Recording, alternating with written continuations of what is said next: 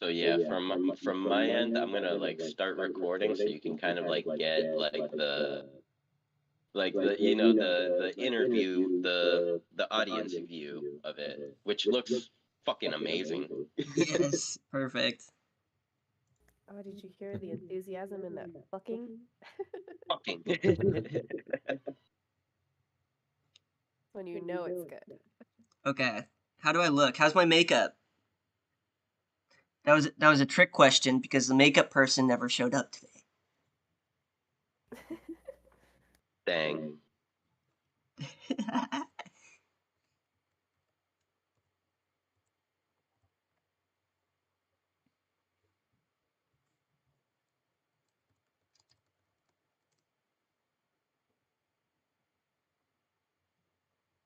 Okay, we'll be starting in just a couple minutes here.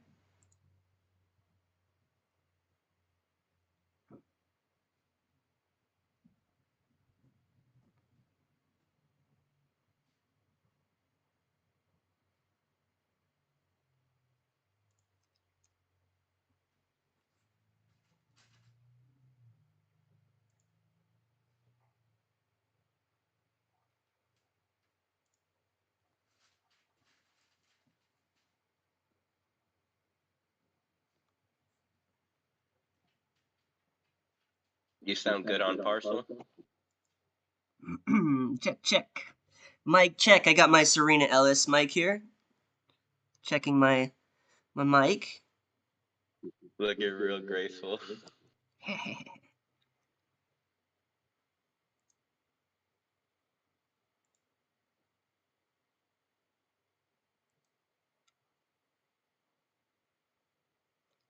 Okay, we got 60 seconds till we start.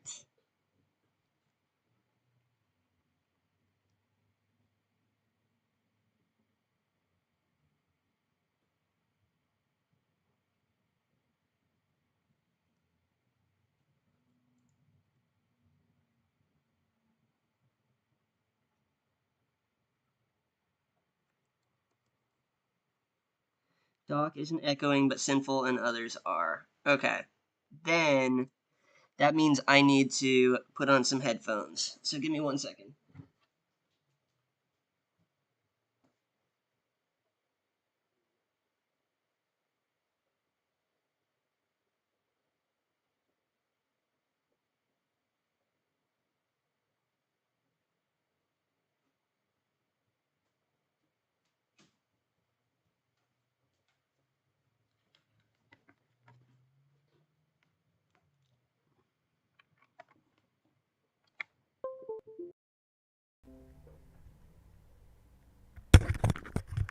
Okay, check, check. Can we get another sound check? Are you guys with me? You guys here? I I will Yeah. speak too for this sound check. Hopefully, I don't echo. Yeah, Yeah, I can hear you. hopefully that should solve it. I had to go steal my headset back from M. Poor M.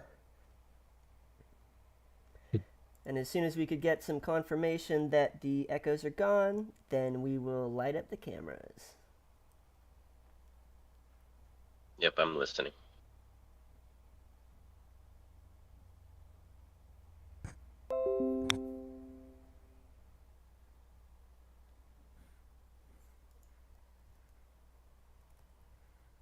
All right, no more echoing. Awesome. Okay. Okay, so are the cameras rolling? Yep. Okay. Lights, camera, action. Hello, hello, and welcome to the very first episode of Fresh Mint Wearable Showcase. It's a beautiful day to be in Decentraland today. Thank you to our audience for coming and checking into this show. So, today we have very special guests, WJ Designs, which is composed of two amazing creators, Mr. J and Mr. W. We also have support from our mini spotlight creator, One Existence, who will be joining us later in the show. And we're actually supposed to have Brandon Manis as a co-host, but he couldn't make it today. He will be joining in the following weeks. He is our super talented co-host, and I'm really excited to have him join us But for today, it'll just be me. And without further ado, let's kick this show off. So, I'd like to introduce over here Mr. J and Mr. W. Hey, how's it going? Hi, everybody. Thank you so much for joining us here. Let's see. So let me get my questions out here.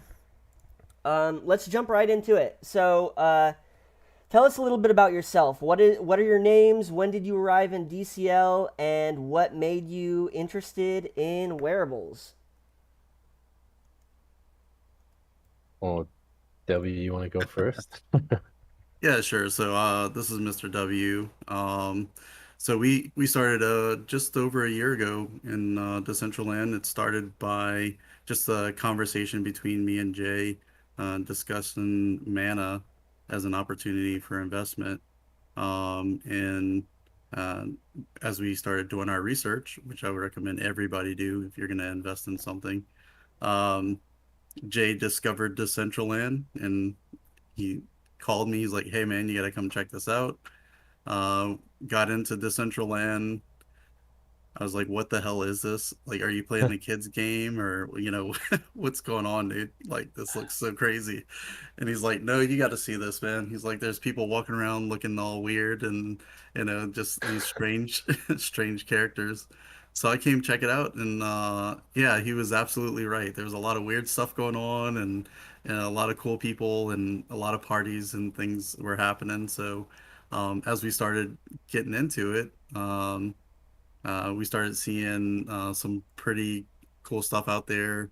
Um, and Dr. Drip, you're actually one of the first wearable designers that we heard of that was kind of like a legend, So we started getting really excited to go check out some of these Twitch streams, and Sinful was one of the first streams that we took part in, and was able to get our first wearables, which is kind of cool, and just kind of expanded from there. And um, when I think Jay was actually out on vacation, I started looking into how do we create wearables, right? Like this was something like I found out that people were doing, and that as a user you could create your own stuff. But I was like, this is amazing. Like, how do you do this? And somebody reached out to me. It was another streamer, Ingester, asking for some assistance with a hat that he wanted. So he actually pulled me on stream, and I spent 8 hours designing a hat on stream in front of 75 people. And actually, Doc, I think you were in there towards the latter part of that and was giving me some advice I via the remember stream. that. I remember that. That was so much fun. It was crazy, like that was my first wearable design, and like I had no idea what the hell I was doing, but I was doing it live in front of everybody. And then after that point I just got hooked, and I called Jay. I was like, "Dude, whenever you get back, we got to start looking at this." And I told him the whole story, and that you know it was an experience that I'll never forget, and that's kind of like how we got started. And then after that we just worked together. We did some tutorials, and here we are a year later. We've created uh, a ton of wearables and collabs, and have our own wizard line. So it's about Has it where we're only at. been a year? Yeah, man, it's crazy. It seems like it's been decades. Yeah, so much has changed since we all started here. I remember when we were, so yeah, I hopped up on the stream and I was trying to help because you were getting stuck and I was still pretty new too, so I was getting stuck. And I just remember that like there were things that we were doing that were just not the right way of doing it. Like we had to merge verts and we were doing it manually one by one. And nowadays we just merge by distance and it happens like right away. So it was really funny that we were all such noobs, but we were making it work. And now look at us today. You guys have, yeah. Wait until we dig into this collection because I think we're gonna see that you guys have some really cool techniques that you've been utilizing, and I can't wait to dig in. Mr. J, did you have anything to add? Um, no, nothing to add Okay, to the cool. story. Cool. Okay, then we'll move on to the next question. So now I'm going to ask to tell us about the collection that you're presenting today. So, what was the inspiration, backstory behind it? Why did you create it? Just tell us about your design and the logic behind the magic. Yeah, I'll let Well, you take this one. this kind of goes into like it's kind of interesting how we even ended up doing the wizard line, I guess, the wizard collection. Is that goes back to when me and Wade met as well. And when he was getting all into it, talking about when he did that stream doing that jester hat, he was like he was like balls to the wall after that. I think it was Thanksgiving, right? Is that right, Wade? Yeah, it was Was it somewhere around Christmas? there. All Yeah, right, it somewhere was there. yeah, yeah, it was either late November, early December. And we were discussing what we wanted to go with, and like what collection we would have fun with, and we could really build out and like had a long story with it. And W where me and Mr. W are electrical engineers, and we both graduated from University of New Orleans over here. That's where we met. And he did a project where he had to get a circuit board. He designed a circuit board and had to get it created and printed. And his logo was a wizard hat. Was it a hat or Yeah, it was a hat. it was a wizard hat? So the circuit board had the wizard hat on it, and that's the kind of direction we were going with, was like just electrical engineering wizards.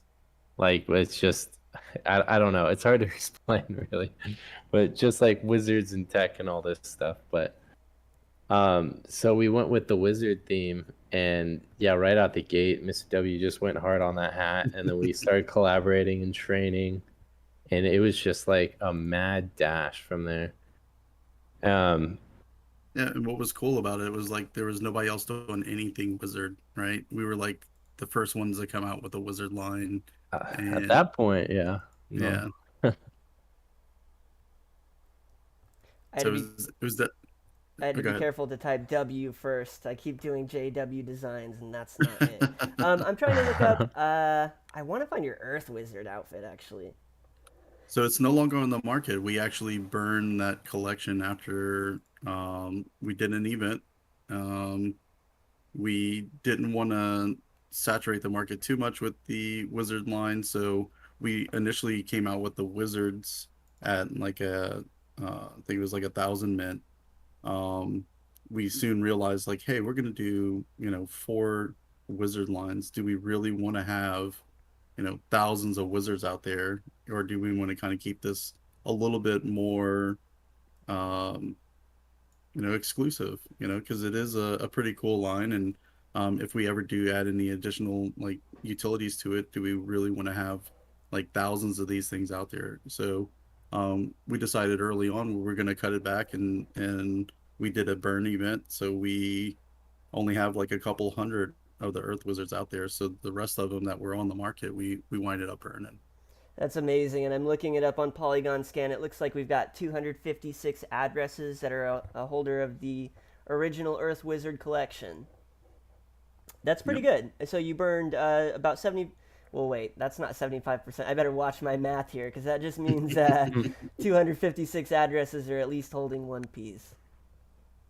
Yeah. Right. So yeah, there's around 200 or so of each of the Earth Wizard items that are out there.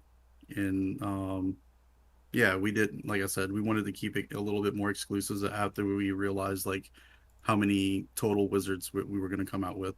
So, we're looking at creating all the elements. Well, not all, but, earth, fire, wind, and water.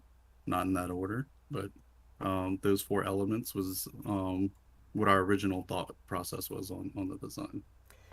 So when this design came out, I remember as a RuneScape player, I was really into it, and I remember I did not take this off for a very long time. This was my jam.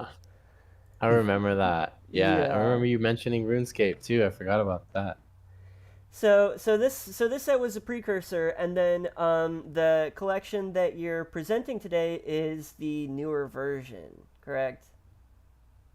Correct. Right. So we have the Fire Wizard line out now, which we did a really slow release on that. What we did something actually really different for the Fire Wizard than we had done for the Earth Wizard, right? So we were fresh and new and just getting started with the Earth Wizard. So we did the Earth Wizard hat, and um, we our motto was, if you are one of the first 10 purchasers of the hat, you get the next piece free. So whoever was the first 10 to buy the Earth Wizard hat got the cloak for free. And then, likewise for the cloak, whoever bought the first 10 of the cloaks winded up getting the legs for free. And then anybody that purchased the legs would get the next wizard hat for free. So we keep that going, right? That's still rolling. However, what we did was an NFT project on OpenSea, where we created a card, a pre-sale card, where not only do you get access to the wearable, but you also get vault access. So the unlockable content here is an exclusive vault access that you can um, get access to build designs, photo designs in Blender, as well as some 3D assets that we've created and kind of put our own spin on, that are able to be used and reused by folks that have this card and have access to that. So that was kind of where we started with the Fire Wizard on this line. And then yeah, we still wanted to keep that slow roll going, right? We wanted to keep that only release the hat first, first 10 purchases of that, get the next piece and so on. Only to, allow people to see that this is an investment, right? This is not just something that we're just going to throw out there, hope to get some kind of money out of it and then leave, right? We're here for the long term, and we really like designing, and the whole, spiel about, getting the first 10 purchases was just to allow us to keep designing and cover the next design costs. Like for us, it wasn't about making boatloads of money. It was just, how do we at least fund this enough to where we can get to our next design and not have our wives kill us for spending all kinds of money. Yeah. That's great. And I'm gonna ask you more about these benefits and these perks to holding these cards as we go on. But first, I would like to know more about going back to these items. These are just like, this is just wow. This is a lot of detail packed into these designs. So I would really like to know more about the process of creating this, and I want to hear the truth about what were the biggest challenges that you faced. Like, there must have been something that was more of a speed bump or an uphill climb than just easy coasting. So please tell us about the design process. Yeah, so it was definitely a long road, and Jay, you're welcome to speak on this one. But yeah, it was a long, hard road, and we hit up Nikki like constantly asking for advice and um some sort of direction on how do we do things. So Nikki spent countless amounts of time meeting with us, walking through some of our early designs on how to weight objects, how to properly skin an object, basically, adding textures and things like that. But yeah, Jay, you can elaborate on that if you want. Yeah, Um, and before, if you guys do at any point want to open up a screen share and dig in or show any parts of it, we could make that happen right here. No problem. Just let me know. But go ahead, Mr. J.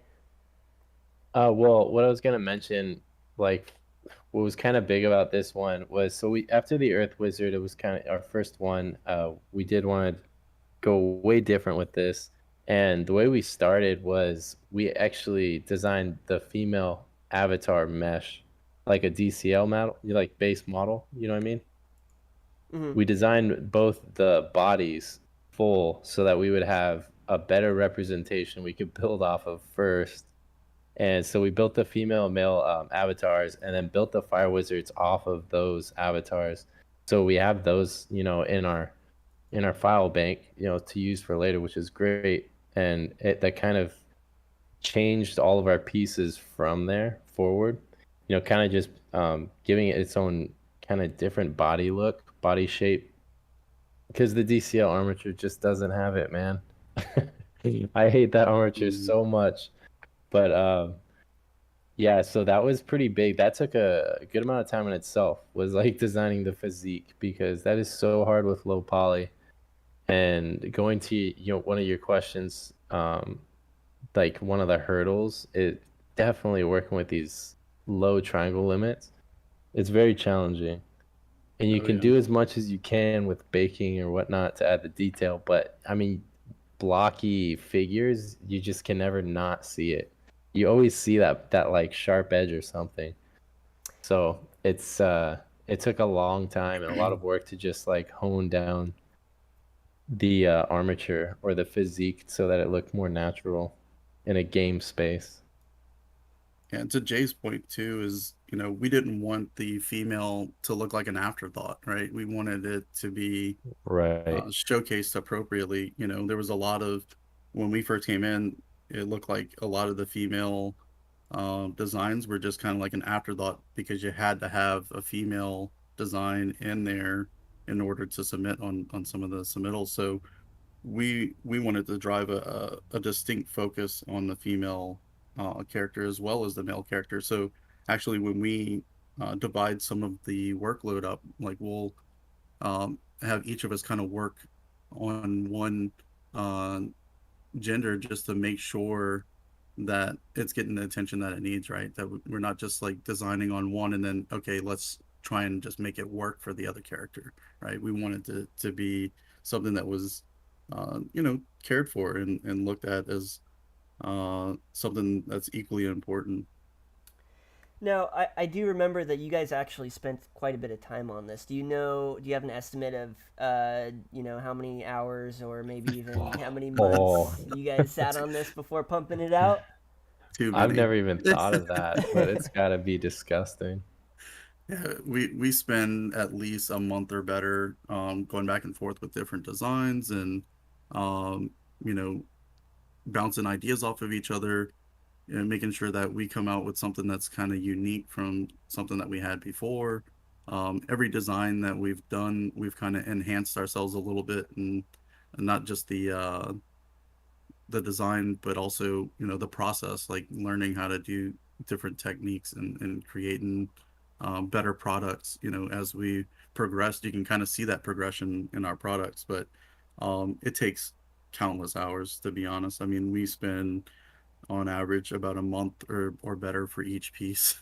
So that's why it takes us so long, because we do care, like we want to give it the attention that it needs, and give it a level of detail that you don't typically see. Like when you look at our piece, it doesn't look like something that you would see in a low poly environment, right? We wanted to add such a level of depth and texture that you don't typically see in like this low level environment.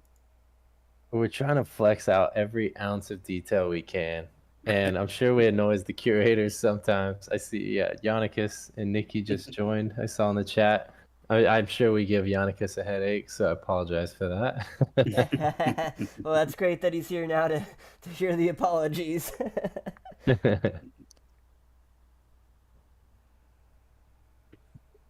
Okay, so the next thing that I would like to ask is a little bit more about the roadmap and the perks.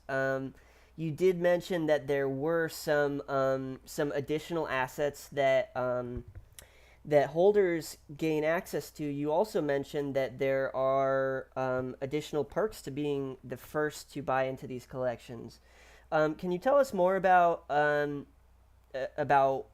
specifically what they get and what they can do with access to, let's say, the vault or whatever items they get? Tell us more about the roadmap and the perks. W, if you'd be so kind. Yeah, no worries. So it started off with like I mentioned, how can we fund the next item that we publish? So when we came out with the hat, we were like, okay, we need to sell 10 of these at this price to cover the cost of the next item that we're going to publish. Um, but our motto has always been like, we don't want to be inconsistent in the way that we publish stuff, and we don't want to be inconsistent in the way that we um, put our pieces out there, and people invest in us. Like we want people to understand, like if you invest in us, we're not gonna come in like a month later because we're not selling something and then reduce our costs, and just basically rip you off, because you came Mm. in and was like an early investor, and now these other people that are just coming in are able to buy it for like a fraction of the cost. We didn't want that, right? So our motto has always been whatever price we come out at is the price that we're gonna stay at and go up above that, right? So we would never go below the price that we publish at.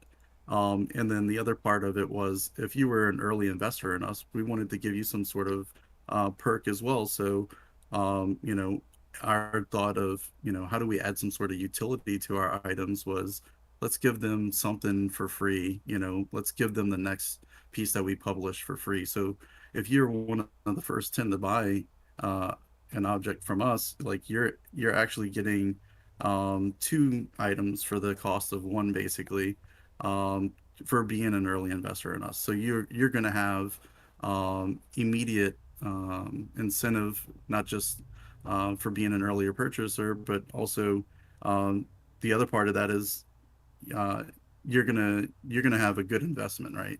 Because not only are you gonna get an item that's worth the mana that you put in for the first item, but you're getting almost an equal value in return on the next item that we're publishing. So, um, yeah. So the first 10 purchasers, we wanted to give you something for free, so you get the next item that we publish for free.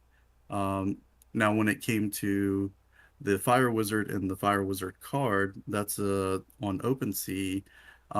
We wanted to expand ourselves beyond just the limits of wearables, right? Like we wanted to um, offer some opportunity for people that may not be, full-fledged designers that are looking to kind of get their toes wet, an opportunity to get into the space, kind of much like what we did. So what we did was we created a vault for um, people to access like designs that we've kind of created and made accessible to those holders to use to publish their own designs. So they can go in there and grab these 3D assets, put their own spin on it, and publish it as their own, and be able to have an item up and running in next to no time with a little effort. You don't have to be a full-fledged designer to come in and grab one of these assets and publish it. That is so amazing. Yeah. So how many items are in this vault that I would be able to retexture and produce as my own? Ooh, that's a good question. I haven't looked at the amount that we have in there recently, but it's going to be constantly growing. So whatever's in there now is not going to be what's going to be in there in a couple of months from now, because we're going to continue to add to it. So as we go through our designs, and if it's not too unique of a piece, because we have some, like we created a Minotaur, we're not going to put the Minotaur in there. It wouldn't be fair to our client, to have that out there in the open. So, there's some limitations to what we design that we put in there, but the pieces that we do design that have our own like unique spin that are not too unique, will be put in there so others can use them. And if there's ever a card holder that says, hey, I really like this design that you did, and if it's not too unique, can you put that in the vault? We would be open to that as well. So, like I said, right now it's like a base level that we put in there, but it's going to constantly expand. Yeah, and I am a card holder. I as soon as I Hmm. saw the value, because there are not many repositories out there by private artists that can be utilized in that way. So as soon as I heard that I would be able to grab a hoodie, and slap a new logo on it. Like, it's just saving time. So yeah, that was definitely a no-brainer for me to pick up. Are there? Let's see.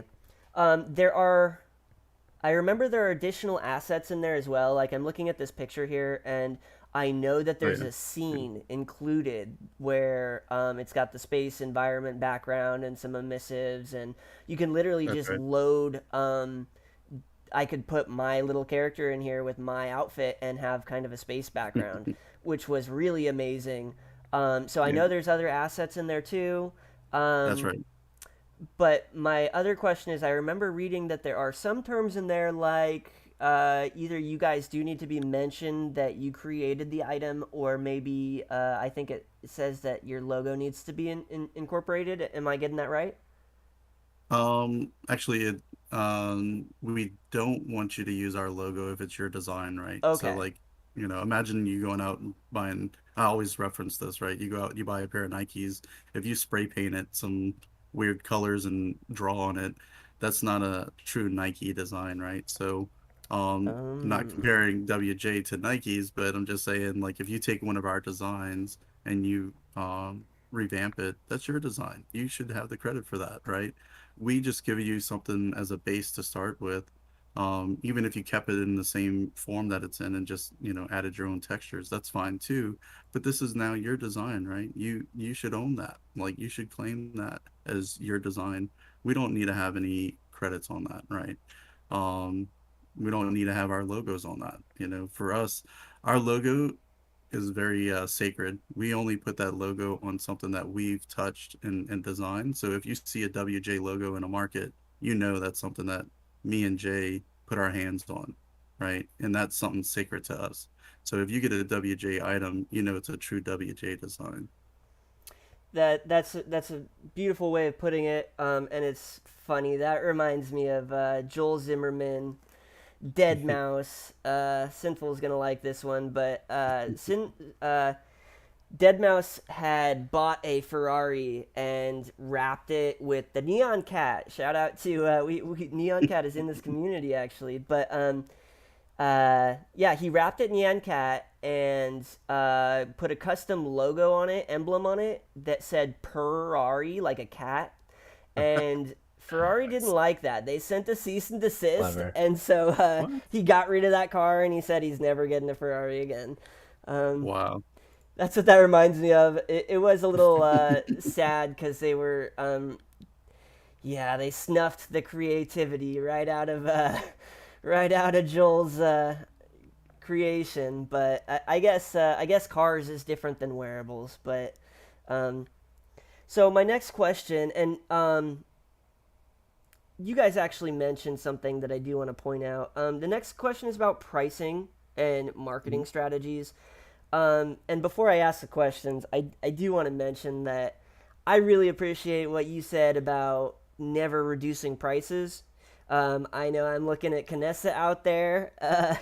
A bunch of us were really, really into being the first to support creators last year, and we got hyper wrecked multiple times. So I think a lot of us would agree that that's one way to turn your wearable into a terrible wearable is Yeah. reducing your price. These are not normal retail items, and people are investing in your art. So the best way to diss them is to screw them out of their money.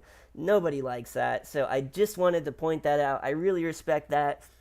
Um, so did you have anything additional to share? Because I know you shared a little bit about it, but um, I wanted to talk about your price point that you chose for your rarity. Um, do these prices ever increase or are they static? And I'll ask these questions again because there's a bunch that I want to say right here.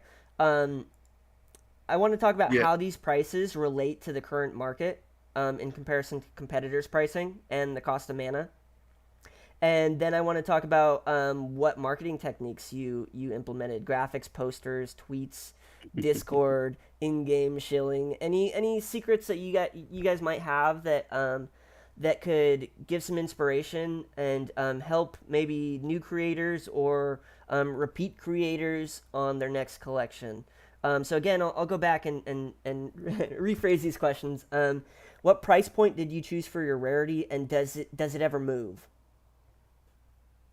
Yeah, so real quick, I did want to say we kind of skipped over part of the question that you asked earlier was what other assets we have in the vault, and we do have some photo scenes and building as well, so architectural builds as well in there. But uh, yeah, there you go. You can kind of see some of the stuff that's in there. But Wow. Wow. Look at that. Wild. so Jay, it's up to you if you want to take the next question.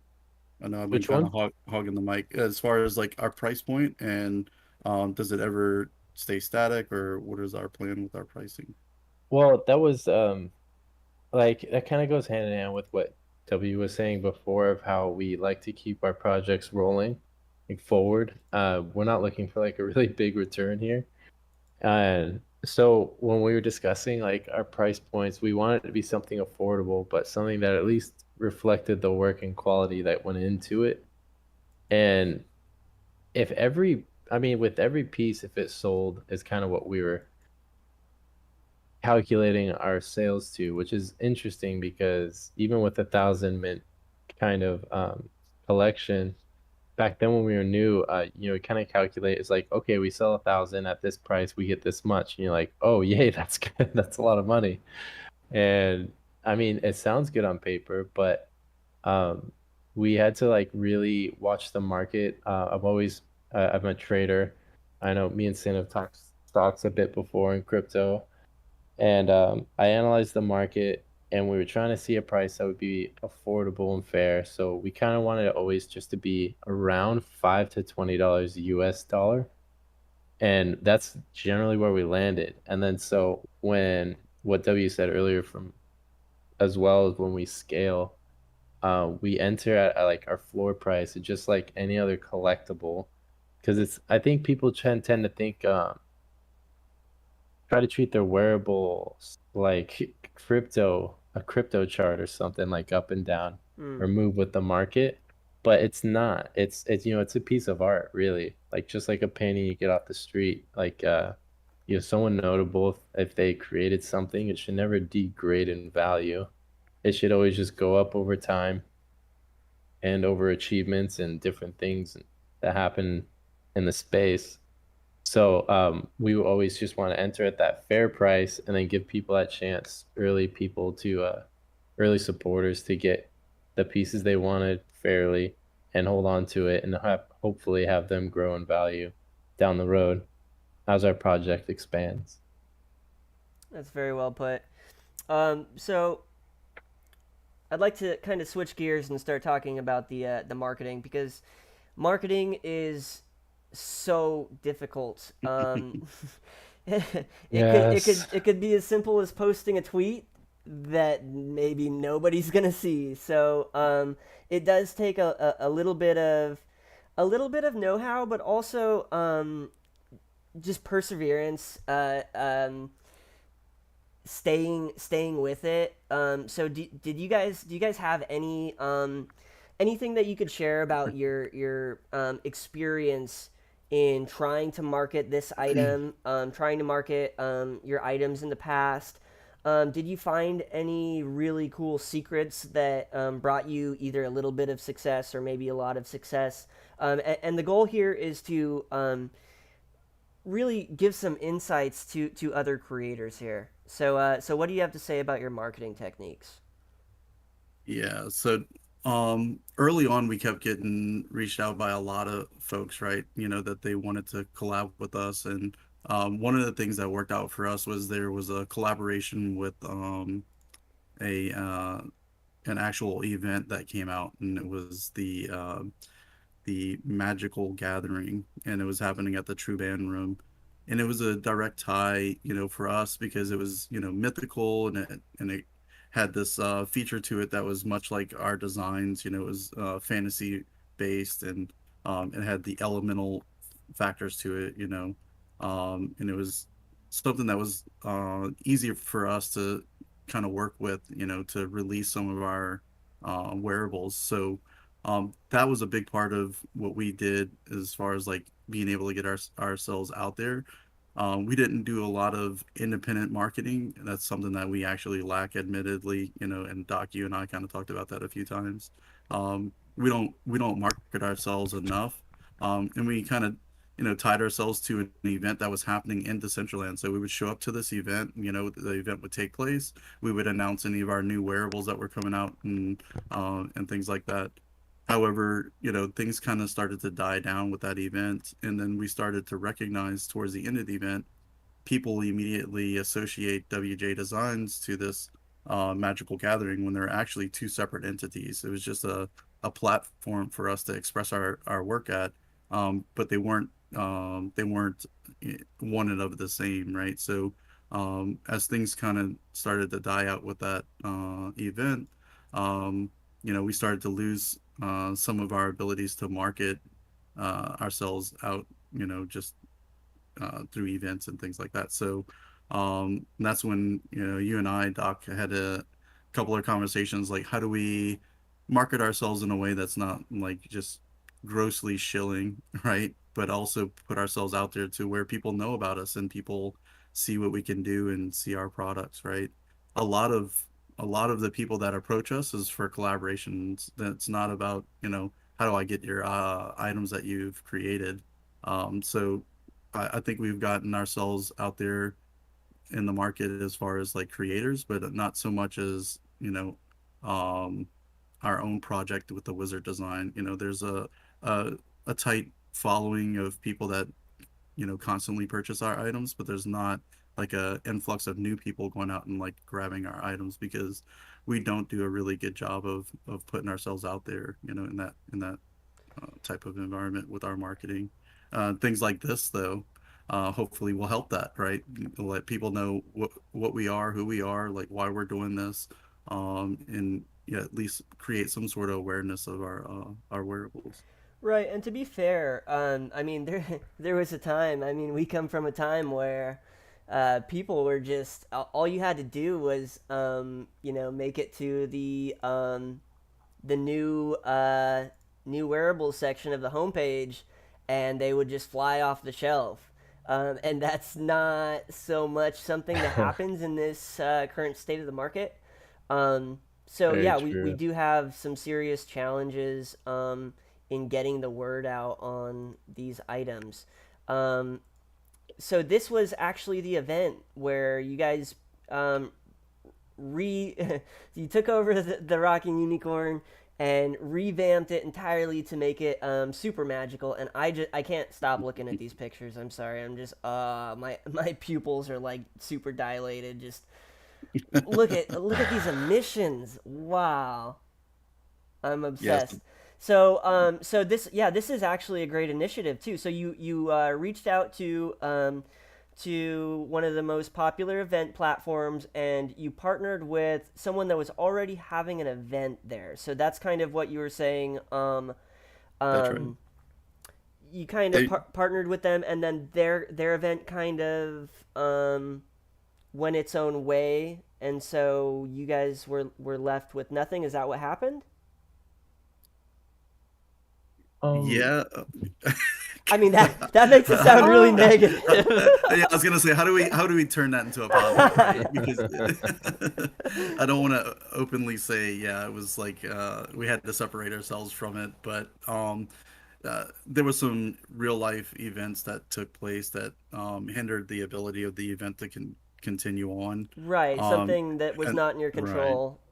Right. It was out of our control. Exactly. I think that's the best way to put it, right? We didn't have control over that type of marketing for ourselves. We just had a portion of contribution to that. Um, you know, um, so for us, I think we're still trying to find our footing on how we market ourselves, right? I think one, trying to get either engaged in some sort of events that are out there. Something like what we're doing right now is a good way to put yourself out there if you're a new creator. The other part of it too is, some like flash art or something that you can put on Twitter that is informational about your piece, and as Doc had told me once before, not too informational. Want it to look like a billboard that you're driving by. Um, But I did want to kind of credit this to Jay, because Jay put in countless hours to redesign this whole space, right? So one, we were at this event, we were just participants at these events. Whenever you go to the True Band room, there was an elegance that it already had, that was already established by the original creators of the True Band room. But it didn't give you that mythical feel. So we wanted to kind of enhance that atmosphere. Whenever you walked in there, you felt like you were getting taken into some kind of mythical area, where wizards would be a part of. So Jay really took the reins on this and worked with the True Band to say, hey, look, when this event's going on, would you mind if we deploy this, mythical style of the same footprint that you have there? We won't change the footprint, but we want to change at least the decor enough to give you more of a magical feel.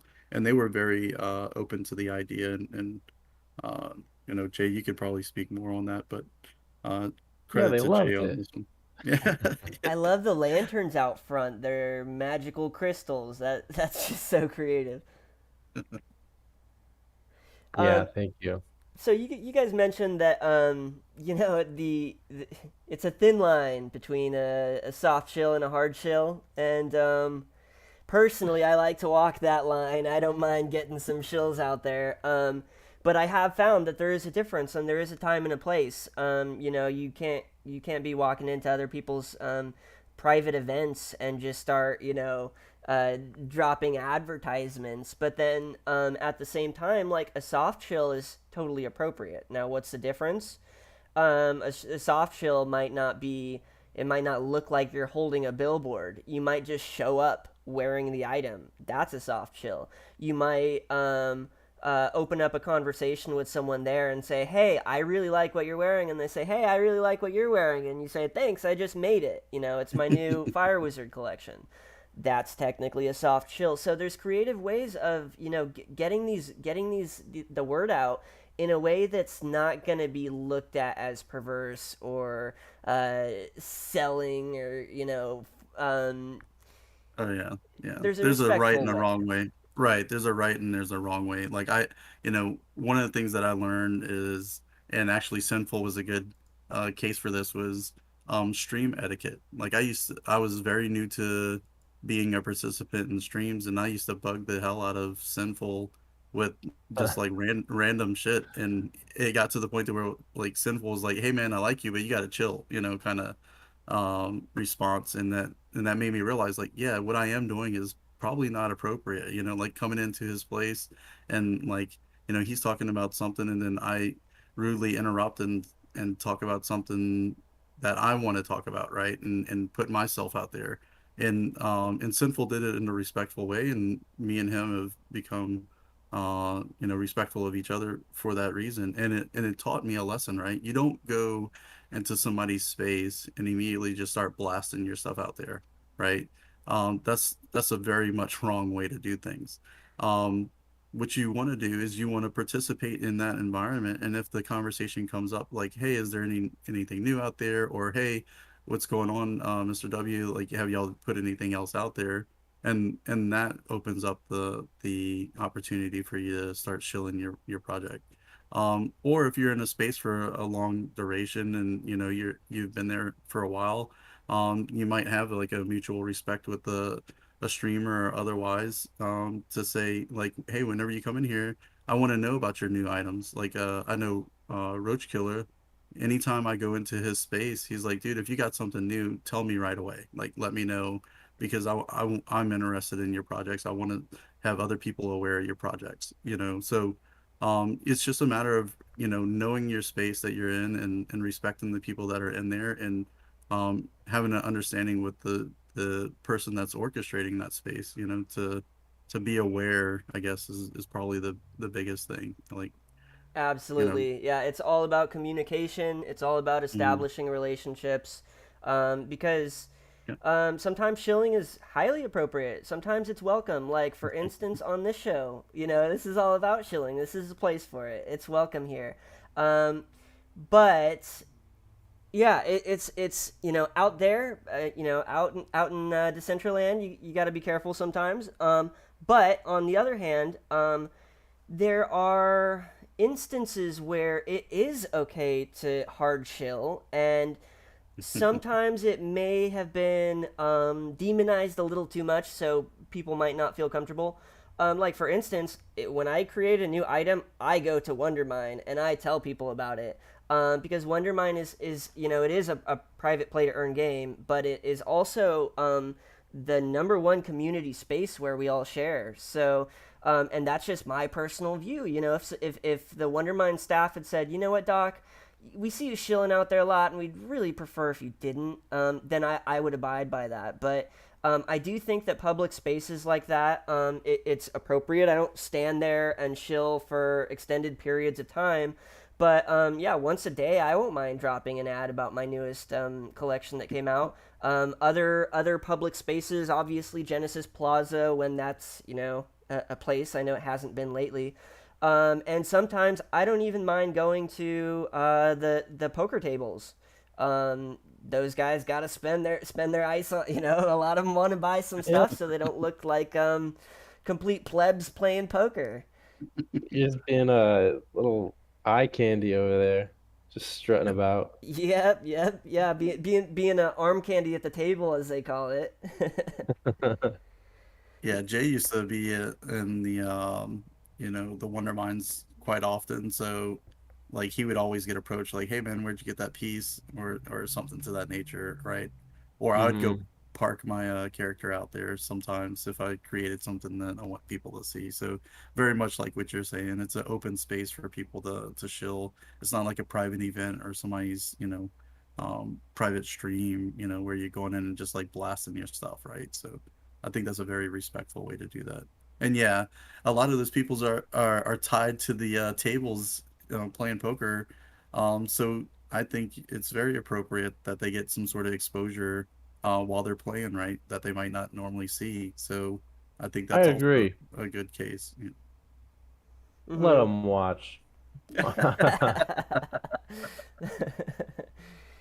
Okay, so we've got about 10 minutes here until we got to switch gears over to our mini showcase real quick, and we will be after this we will be group rating over to Buffaloes. So but before that, we've got a couple more questions here, so we'll be quick. The next one is I want you to take this time to speak to your audience here. We've got, let's see, we've got 31 people here on Parcel with us, and we are recording as well.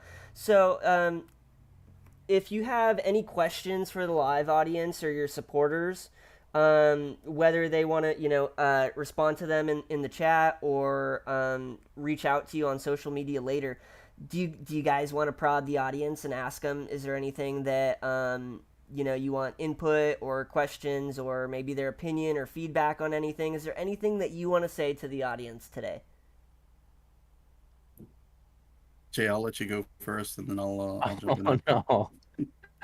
No, please go ahead. Okay. Oh, look, one of the things that I'm curious to know is if anybody wants to see anything outside of the Wizards in our line.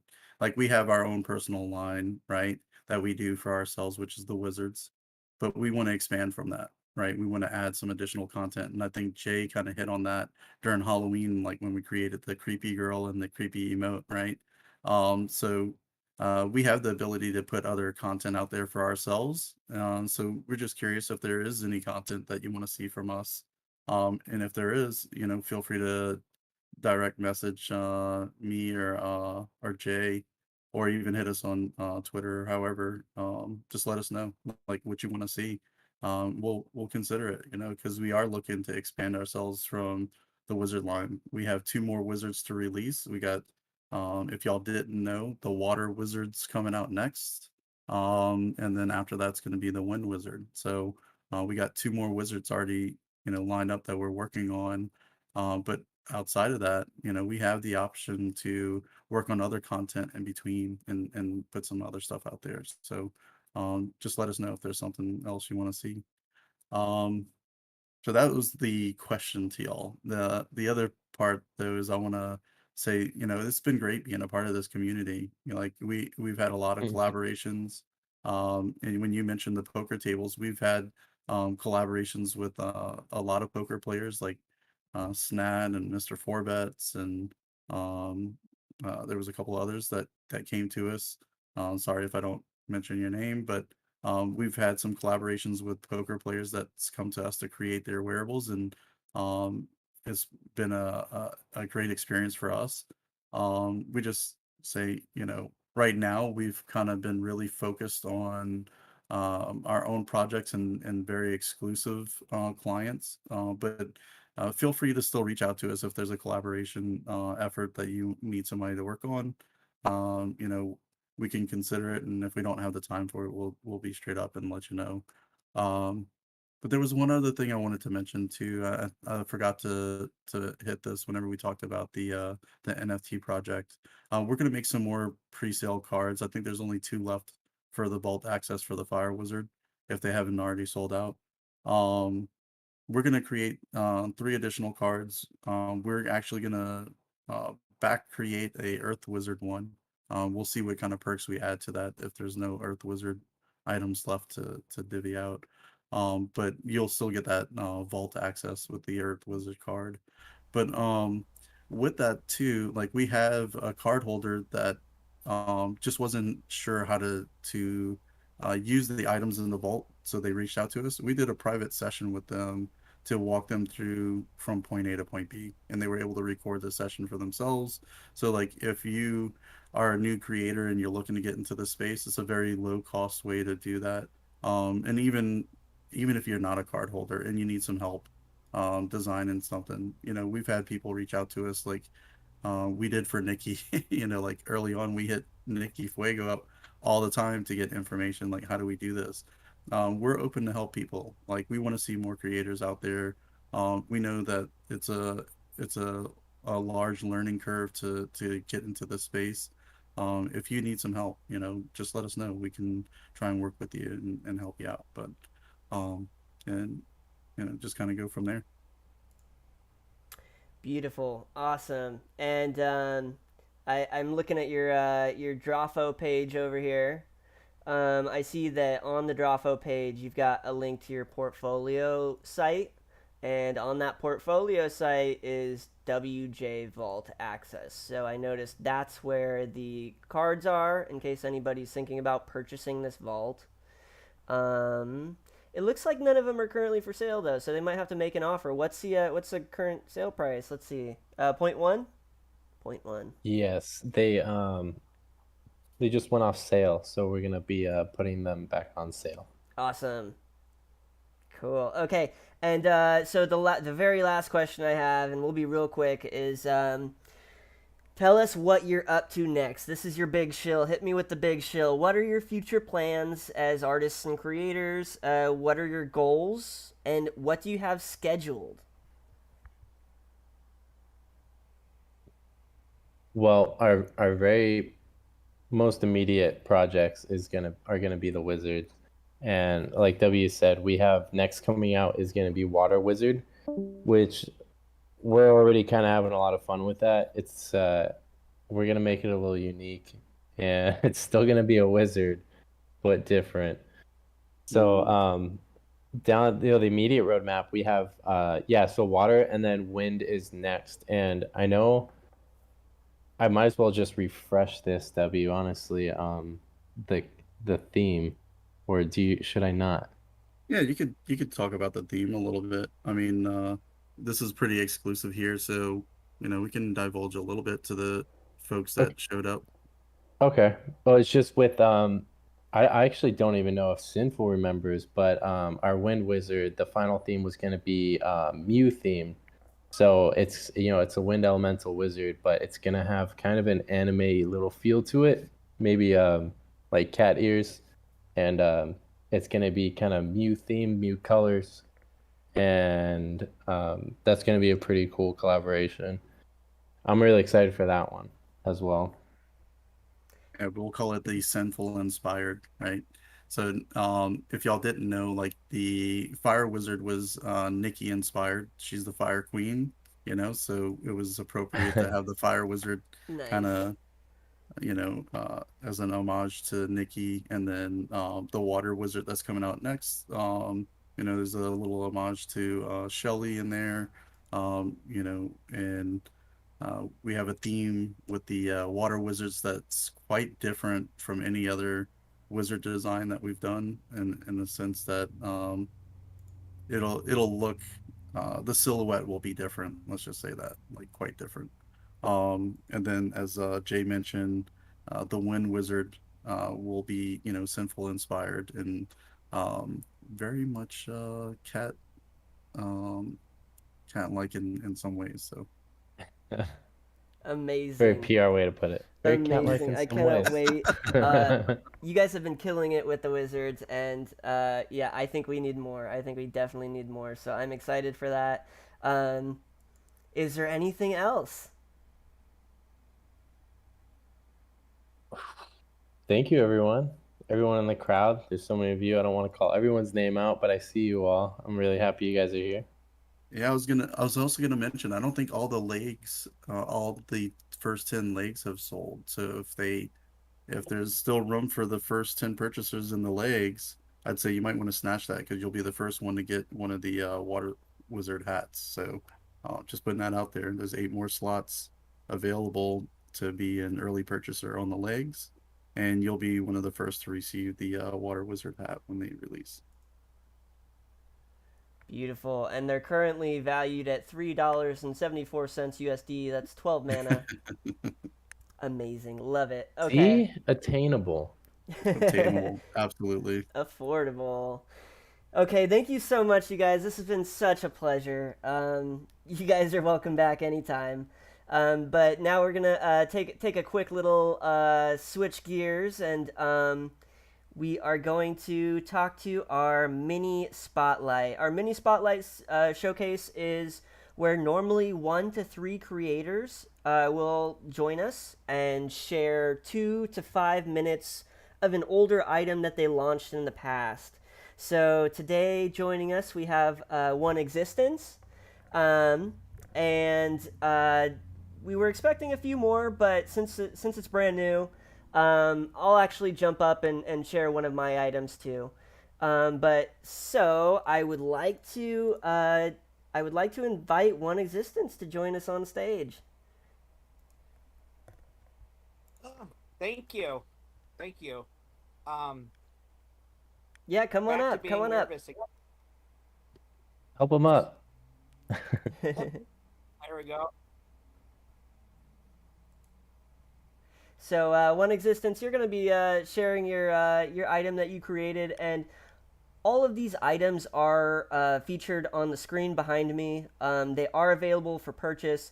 And while we're here to shill, we want to make sure that everyone knows that your attendance is more than enough. Nobody should feel obligated to buy something unless you just like the art and want to support.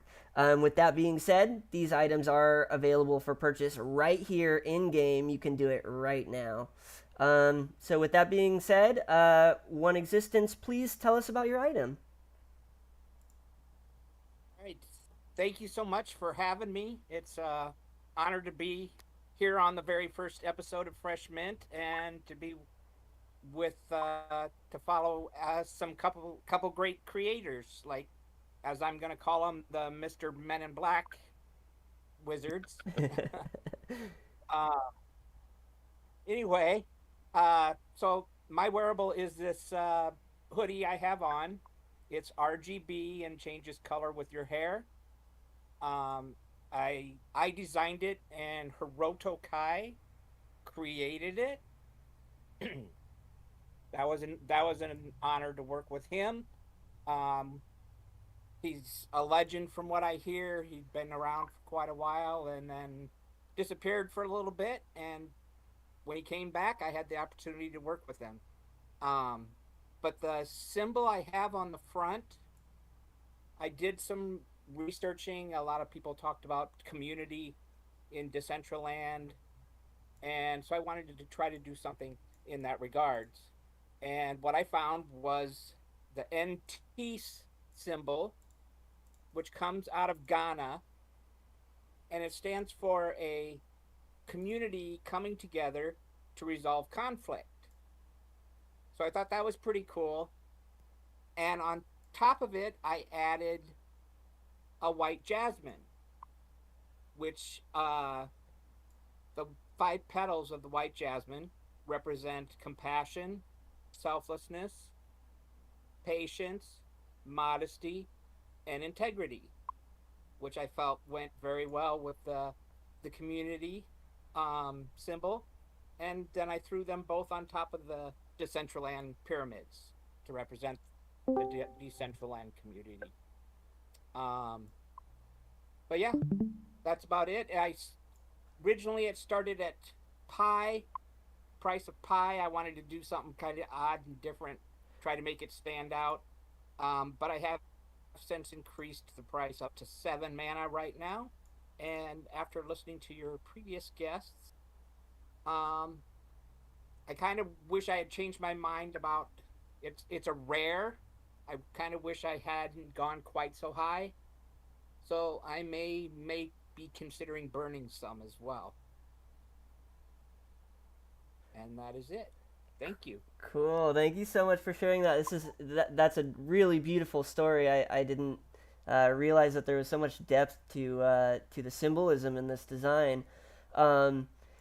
That's really awesome that you partnered with Herodokai to build this. Herodokai is a heavy hitter. Check this out. Let's go to creators here on Drafo and sort by highest volume. Right here. Oof! Wow. 4th highest seller in all of DCL. And Herodokai has been making tutorial videos. A bunch of people learned how to make wearables from Herodokai. So Herodokai is a beloved creator in this space. And that was a really beautiful story. Thank you so much for getting up here and sharing that with us. As you can see, we've got the Drafo accounts open for these creators. Please find them on Drafo and follow them. It helps them immensely. Just drop them a follow here. We've got One Existence and WJ Designs. And this would greatly help them if we could all just give them a little follow here on our beloved Drafo platform. Okay, and that sums up... Oh, wait. I've got my...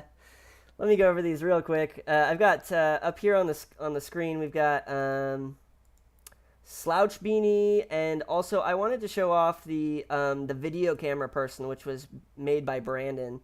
Let me share these over here.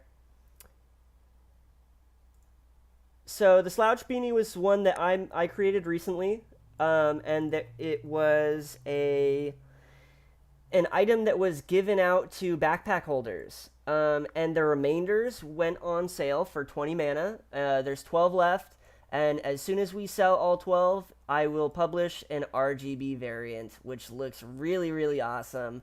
There's previews on Twitter, so we've got 12 left of those, and then the camera I'm sharing for Brandon. This is just, we've got Sinful using it right now to film this show. And Brandon Manis. Oh no, it's not gonna come up. Let's see. Camera. There it is. Video camera person, QXG edition. And look, they were filming a Beaverse show when they shot this product photography here. Beautiful, awesome. And this one is 15 mana. Brandon will be our co-host next time, so watch out for him. And that concludes our mini showcase. Lastly, we like to do shout-outs and any conclusion. And this is the section where if we do have paid ads, we will do that. We don't have any kind of advertisements today. But I did want to do a special shout-out to everybody that helped put this together. I had very little part in this, actually. I want to give a special shout-out to Mr. W here from...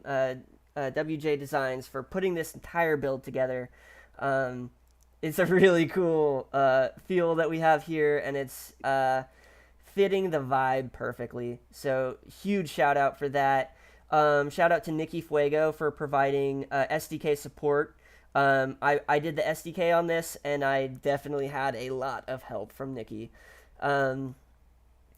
Myself and Brandon Manis are the hosts for this show, so shout out me, shout out Brandon, thank you.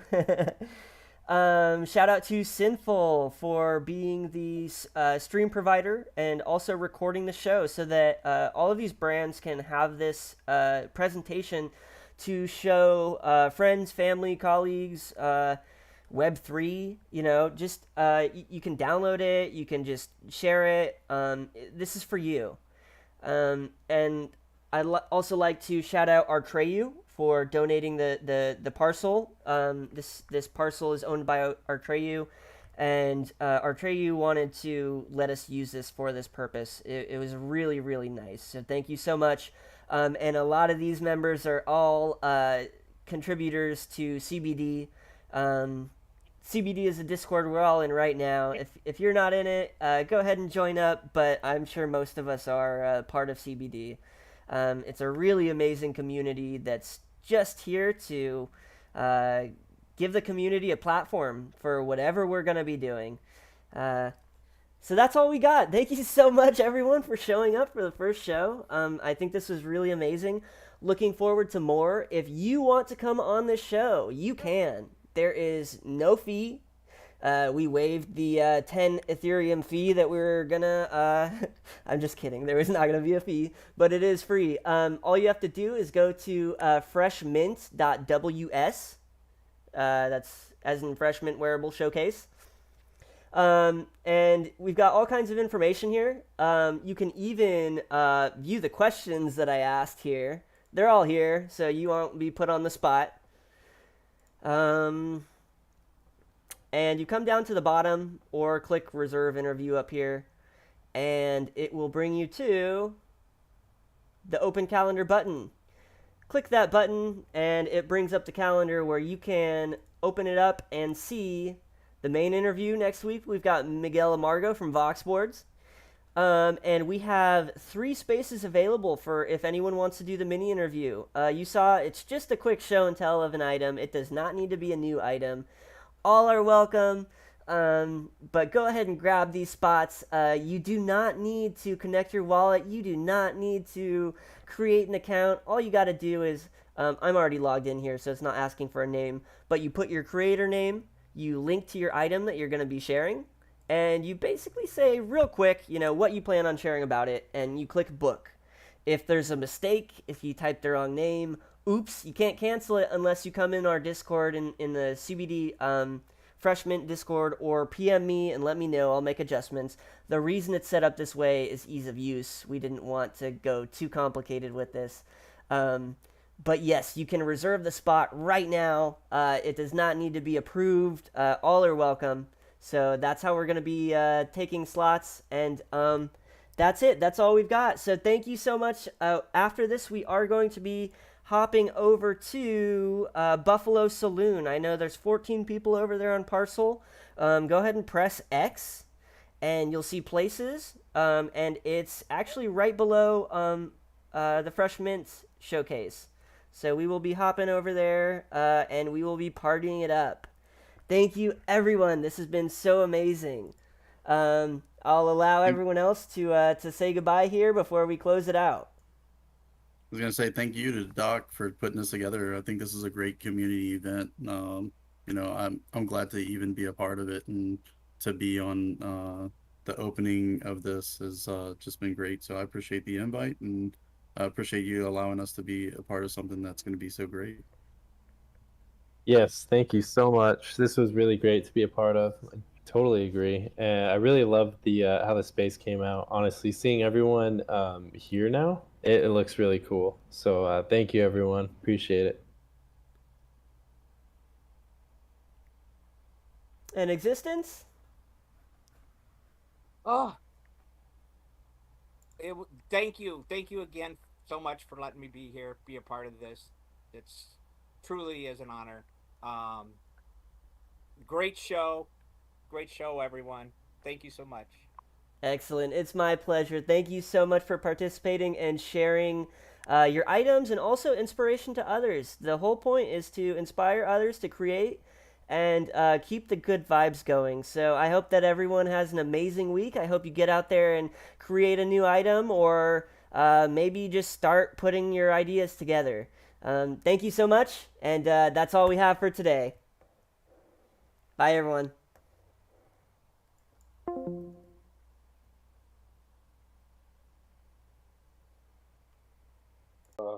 Central Land.